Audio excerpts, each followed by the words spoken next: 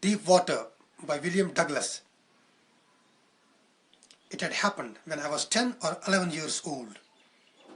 I had decided to learn to swim. There was a pool at the YMCA in Yakima that offered exactly the opportunity. The Yakima River was treacherous. Mother continually warned against it and kept fresh in my mind the details of each drowning in the river. But the YMCA pool was safe. It was only 2 or 3 feet deep at the shallow end, and while it was 9 feet deep at the other, the drop was gradual. I got a pair of water wings and went to the pool. I hated to walk naked into it and show my skinny legs, but I subdued my pride and did it. From the beginning, however, I had an aversion to the water when I was in it. This started when I was 3 or 4 years old and father took me to the beach in California. He and I stood together in the surf. I hung on to him, yet the waves knocked me down and swept over me. I was buried in water. My breath was gone. I was frightened. Father laughed, but there was terror in my heart at the overpowering force of the waves. My introduction to the YMCA swimming pool revived unpleasant memories and stirred childish fears. But in a little while I gathered confidence. I paddled with my new water wings, watching the other boys and trying to learn by aping them. I did this 2 or 3 times on different days and was just beginning to feel at ease in the water when the misadventure happened. I went to the pool when no one else was there. The place was quiet, the water was still, and the tiled bottom was as white and clean as a bathtub. I was timid about going in alone, so I sat on the side of the pool to wait for others. I had not been there long when in came a big bruiser of a boy, probably 18 years old. He had thick hair on his chest. He was a beautiful physical specimen with legs and arms that showed rippling muscles. He yelled, "Hi, Signey, how do you like to be ducked?" With that, he picked me up and tossed me into the deep end. I landed in a sitting position, swallowed water, and went at once to the bottom. I was frightened, but not yet frightened out of my wits. On the way down, I planned when my feet hit the bottom, I would make a big jump, come to the surface, lie flat on it, and paddle to the edge of the pool. It seemed a long way down. Those 9 feet were more like 90, and before I touched bottom, my lungs were ready to burst. But when my feet hit bottom, I summoned all my strength and made what I thought was a great spring upwards. I imagined I would bob to the surface like a cork. Instead, I came up slowly. I opened my eyes and saw nothing but water. Water that had a dirty yellow tinge to it. I grew panicky. I reached up as if to grab a rope and my hands clutched only at water. I was suffocating. I tried to yell, but no sound came out. Then my eyes and nose came out of the water, but not my mouth. I flailed at the surface of the water, swallowed and choked. I tried to bring my legs up, but they hung as dead weights, paralyzed and rigid. A great force was pulling me under. I screamed, but only the water heard me. I had started on the long journey back to the bottom of the pool. I struck at the water as I went down, expending my strength as one in a nightmare fights an irresistible force. I lost all my breath. My lungs ached. My head throbbed. I was getting dizzy, but I remembered the strategy. I would spring from the bottom of the pool and come like a cork to the surface. I would lie flat on the water, strike out with my arms, and thrash with my legs. Then I would get to the edge of the pool and be safe. I went down, down, endlessly. I opened my eyes, nothing but water, with a yellow glow, dark water that one could not see through. And then sheer, stark terror seized me. Terror that knows no understanding. Terror that knows no control. Terror that no one can understand who has not experienced it. I was shaking underwater. I was paralyzed underwater, stiff, rigid with fear. Even the screams in my throat were frozen. Only my heart and the pounding in my head said that I was still alive. And then, in the midst of the terror, came a touch of reason. I must remember to jump when I hit the bottom. At last, I felt the tiles under me. My toes reached out as if to grab them. I jumped with everything I had. But the jump made no difference. The water was still around me. I looked for ropes, ladders, water wings. Nothing but water. A mass of yellow water held me. Stark terror took an even deeper hold on me, like a great charge of electricity. I shook and trembled with fright. My arms wouldn't move. My legs wouldn't move. I tried to call for help, to call for mother. Nothing happened. And then, strangely, there was light. I was coming out of the awful yellow water. At last, my eyes were, my nose was almost out too. Then I started down a third time.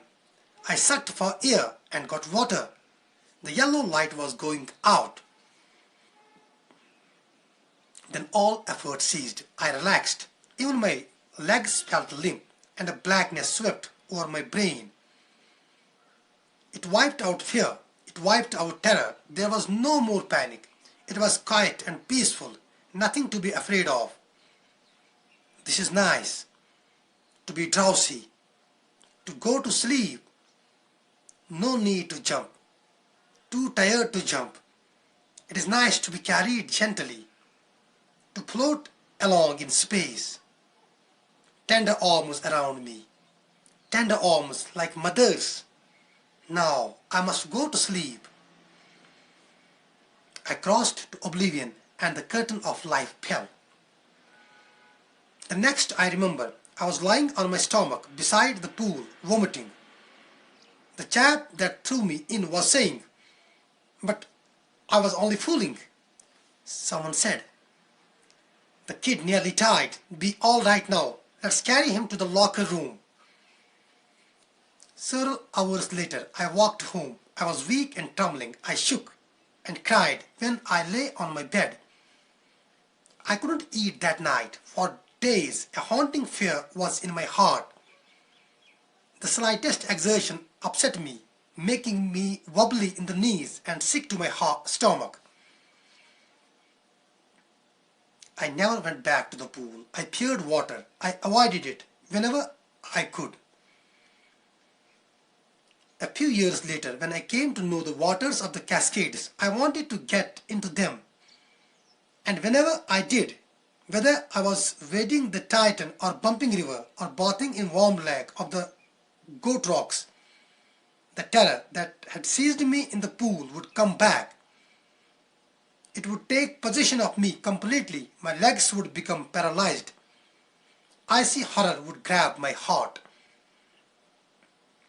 This handicap stayed with me as the years rolled by. In canoes on Main Lake fishing for landlocked salmon, bass fishing in New Hampshire, trout fishing on the Deschutes and Metolius in Oregon, fishing for salmon on the Columbia at Bumping Lake in the Cascades. Wherever I went, the haunting fear of the water followed me. It ruined my fishing trips, deprived me of the joy of canoeing, boating, and swimming. I used every way I knew to overcome this fear, but it held me firmly in its grip. Finally, one October, I decided to get an instructor and learn to swim. I went to a pool and practiced 5 days a week, an hour each day. The instructor put a belt around me. A rope attached to the belt went through a pulley that ran on an overhead cable. He held on to the end of the rope and we went back and forth, across the pool, hour after hour, day after day, week after week. On each trip across the pool, a bit of panic seized me. Each time the instructor relaxed his hold on the rope and I went under. Some of the old terror returned and my legs froze. It was 3 months before the tension began to slack. Then he taught me to put my face under water and exhale, and to raise my nose and inhale. I repeated the exercise hundreds of times. Bit by bit, I shed part of the panic that seized me when my head went under water. Next, he held me at the side of the pool and had me kick with my legs. For weeks, I did just that. At first, my legs refused to work, but they gradually relaxed and finally I could command them. Thus, piece by piece, he built a swimmer, and when he had perfected each piece, he put them together into an integrated whole.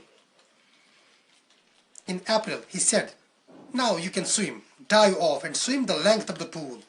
Crawl stroke." I did. The instructor was finished, but I was not finished. I still wondered if I would be terror-stricken when I was alone in the pool. I tried it. I swam the length up and down. Tiny vestiges of the old terror would return, but now I could frown and say to that terror, trying to scare me, well, here is to you, look. And off I would go for another length of the pool. This went on until July, but I was still not satisfied.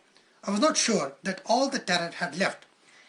So I went to Lake Wentworth in New Hampshire, dived off a dock at Triggs Island, and swam 2 miles across the lake to Stamp Act Island. I swam the crawl, breaststroke, side stroke, and backstroke.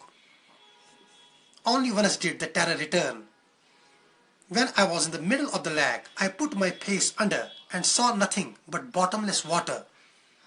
The old sensation returned in miniature. I laughed and said, "Well, Mr. Terror, what do you think you can do to me?"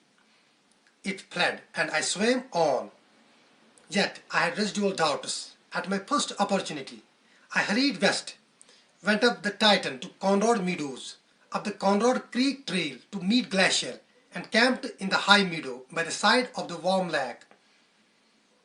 The next morning I stripped, dived into the lake, and swam across to the other shore and back, just as Doug Copron used to do. I shouted with joy, and Gilbert Peak returned the echo. I had conquered my fear of water. The experience had a deep meaning for me, as only those who have known stark terror and conquered it can appreciate. In death there is peace. There is terror only in the fear of death, as Roosevelt knew when he said, "All we have to fear is fear itself," because I had experienced both the sensation of dying and the terror that fear of it can produce.